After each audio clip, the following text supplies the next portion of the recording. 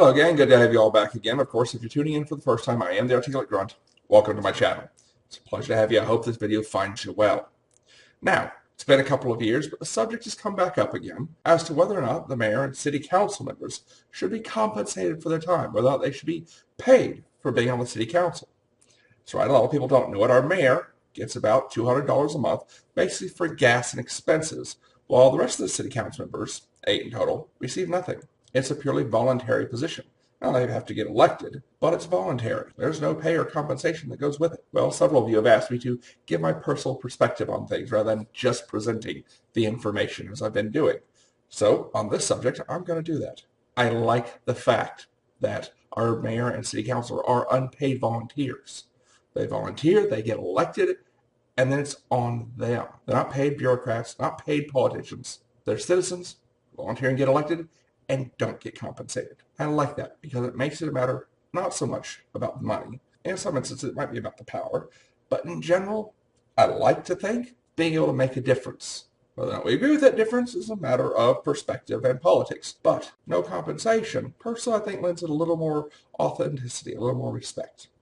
Plus, with so many other things around the city, our police force, our fire department, so many other aspects that need funding. Can we really justify, can we really add 8 more paychecks, 9, including the mayor, to the city's budget? I'll let you think about that. Moving on from there, a few requests have been made that when it comes to amendments and proposals going to the city, that there be some common terminology used rather than purely legalese when the paperwork goes up, so that anyone taking a look, because they're a matter of public record, can look at one of these papers, one of these amendments and proposals, and know what's going on, know what's being said, rather than having to break out a legal dictionary.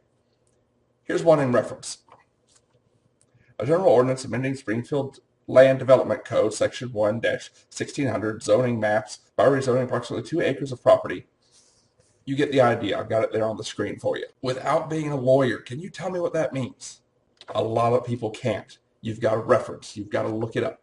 How difficult would it be, and this is the argument going forth, which personally I agree with it wholeheartedly, to add something extra, something little on there to tell somebody glancing at it that, oh, this is X, Y, Z, this is this project or that project going on. How difficult would it be to put a little sentence right there behind Councilman Fischel's name that says, proposal to rezone 2 acres of property to allow construction of a proposed gas station on the southeast corner of South Campbell and Sunset.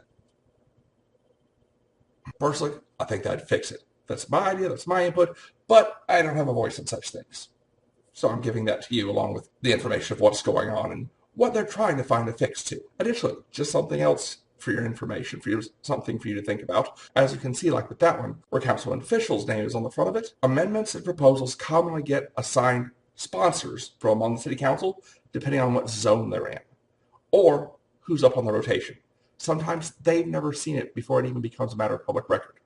They're trying to find ways to fix that without extending how long it takes to actually come up for consideration and a vote. There's a whole bunch of different plans being considered there, whether to go to a city council meeting every 3 weeks to instead of 2, to give an extra week to look at and consider things, to requiring various council members to be contacted and try and find one who would actually like to propose each bill or proposal.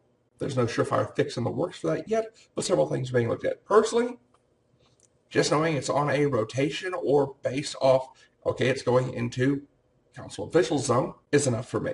And it keeps things flowing smoothly rather than taking extra weeks or possibly months to get things moved through and progressing through the system. The next quick little piece of news, I'd like to say congratulations to Councilman Jerry Compton.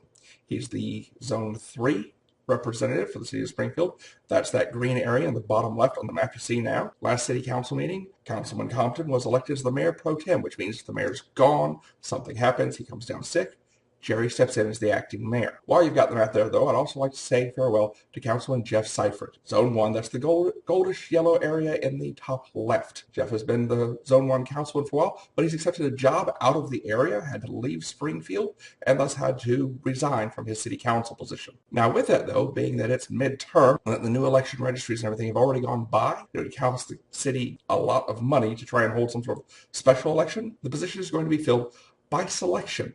The city council and city management staff will be holding interviews starting in April, from which they'll select final candidates who will go through a final interview round, and from those candidates, they'll select someone to fill that chair until the next general Springfield election.